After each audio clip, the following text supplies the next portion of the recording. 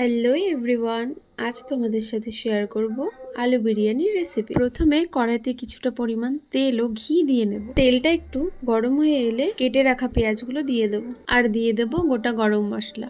পেঁয়াজটা একটু ভাজা ভাজা হয়ে আসলে তাতে আদা রসুনের পেস্টটা দিয়ে দেব। তারপর একটু কষে আসলে পরিমাণ মতো জল দিয়ে নেব। তার মধ্যে একে একে কেটে রাখা আলুগুলোও দিয়ে নেব। তারপর দিয়ে দেব হলুদ গুঁড়ো, শুকনো লঙ্কা গুঁড়ো আর স্বাদ মতন লবণ। আলুগুলো সেদ্ধ হয়ে এলে আলাদা একটা পাত্রে তুলে রাখবো। এরপর ফেটিয়ে রাখা দইটা দিয়ে নেব। এখানে একটু কিছুটা সময় নিয়ে কষাতে হবে।